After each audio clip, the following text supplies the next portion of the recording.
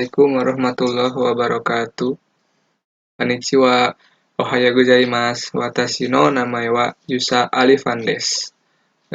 Pada hari ini saya akan membacakan atau memberikan sedikit materi tentang budaya Jepang, yaitu karya wisata. Materi ini merupakan lampiran ke-25 dari buku Sakura. Langsung aja ke materinya.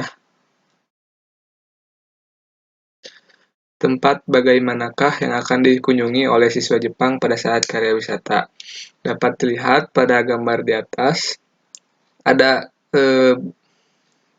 beberapa foto siswa SMA yang sedang duduk di bis. Ini adalah siswa SMA dari Iwate-ken atau prefektur Iwate yang akan ke karya wisata ke kota Kyoto, Jepang. Mereka itu akan berwisata ke kuil Kiyomizu Dera, yaitu sebuah kuil yang ada di Kyoto. Dapat dilihat dari gambar di bawahnya, mereka sedang berfoto pada saat sampai di kuil tersebut. Sedikit penjelasan mengenai kuil Kiyomizu Dera. Pada lihat di Kiyomizu Dera adalah sebuah kuil yang mewakili Kyoto. Terletak di tengah-tengah Gunung Otowa, salah satu jajaran Gunung Higashiyama. Tempat ini terkenal dengan panggung mengambangnya dan dikunjungi oleh banyak wisatawan sepanjang tahun. Jadi bukan hanya para siswa saja yang berkarya wisata ke situ. Mungkin ada wisatawan yang berlibur juga datang ke Kiyomizu Dera ini. Di area seluas 130.000 meter persegi, dengan latar belakang Gunung Otowa atau Gunung Shimizu, ada banyak monumen seperti aula utama yang ditangguhkan, menara rangkap 3 dan menara lonceng terbesar di Jepang. Di aula utama, patung Senju Senboku Kanzeon adalah Buddha rahasia yang dibuka setiap 33 tahun sekali dari ajaran bahwa patung itu akan berubah menjadi sosok 33 dan menyelamatkan orang-orang. Pembukaan berikutnya dijadwalkan pada tahun 2023. Dapat disimpulkan berarti sebelum tahun 2033 dibuka lagi, tahun 2000 berarti sudah pernah dibuka pagar ini. Puncaknya adalah panggung yang menjorok dari aula utama, sekitar 410 lempengan diregangkan, total area sekitar 190 meter persegi, dan ketinggian dari tebing sekitar 13 meter. Aula utama dibangun di atas tebing curam Gunung Otowa dan didukung oleh 18 pilar pohon dalam metode tradisional Jepang kuno yang disebut kakezukuri. Kakezukuri adalah teknik menggabungkan kayu tanpa menggunakan paku. Yang itu namanya budaya khas Jepang. Panggung ini awalnya merupakan tempat untuk pertunjukan khusus bagi kanon seni pertunjukan tradisional seperti kabuki dan noh. Dari atas panggung, kamu dapat melihat kota Kyoto dan banyak wisatawan yang berkunjung. Nah, apa saja sih kegiatan siswa yang dilakukan pada saat karya wisata? Tentunya dapat dilihat, siswa dapat membentuk kelompok 5-6 orang untuk mengunjungi tempat menarik lainnya yang ada dalam brosur. Jadi, supaya lebih kondusif, siswa membentuk kelompok-kelompok yang dimana akan bergantian untuk mengunjungi bagian-bagian yang ada di kuil ini. Jadi supaya lebih efektif, jadi bergantian sesuai kelompok gitu. Dilanjut.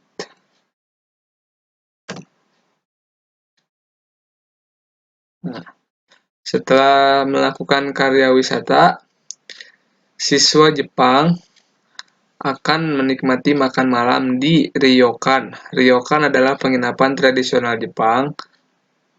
Kalau misalkan di Indonesia mungkin seperti penginapan atau hotel pada umumnya, tapi di Jepang namanya ryokan karena bangunannya itu memiliki ciri khas bangunan Jepang gitu. Selain beristirahat di tempat ryokan, siswa Jepang menikmati makan malam dengan menu khas Jepang yaitu sukiyaki. Sukiyaki adalah makanan yang terdiri dari sayuran yang di dalamnya terdapat jamur shiitake, bawang daun, sawi putih, sayuran hijau, dan lainnya. Selain ada sayuran, ada juga tahu putih, daging sapi, telur, dan lain-lain. Kita lanjut. Nah, setelah makan malam adalah waktu untuk membeli oleh-oleh. Oleh-oleh khas Kyoto dengan motif tradisional Jepang berupa kipas, sumpit, dompet, kain, sapu tangan, payung, dan lain-lain. Foto di sebelah kanan adalah kue khas Kyoto bernama Yatsusashi yang terkenal sejak dulu. Dulu kue tersebut berisi atau selai kacang. Tapi sekarang isi kue sudah disesuaikan dengan kesukaan orang zaman kini, bisa berisi coklat, stroberi, dan lain-lain.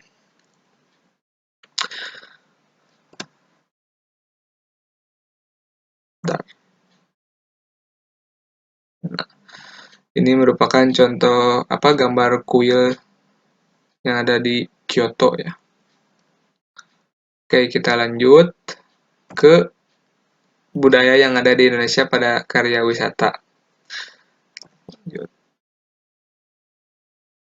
Nah, biasanya untuk siswa-siswi di Indonesia, terutama yang di Pulau Jawa, sudah tidak asing dengan Candi Borobudur ini. Karena kebanyakan yang dari Pulau Jawa berkarya wisata ke daerah Jawa Tengah, yaitu Yogyakarta. Pasti ke Candi Borobudur. Candi Borobudur adalah sebuah bangunan sejarah peninggalan agama Buddha yang terletak di daerah Jawa Tengah, tepatnya di Jogja. Sedikit sejarah tentang Borobudur. Dinasti Sailendra membangun peninggalan Buddha terbesar di dunia antara 780 sampai 840 Masehi. Dinasti Sailendra merupakan dinasti yang berkuasa pada masa itu. Peninggalan ini dibangun sebagai tempat pemujaan Buddha dan tempat ziarah. Tempat ini berisi petunjuk agar manusia menjauhkan diri dari nafsu dunia dan menuju pencerahan dan kebijaksanaan menurut Buddha.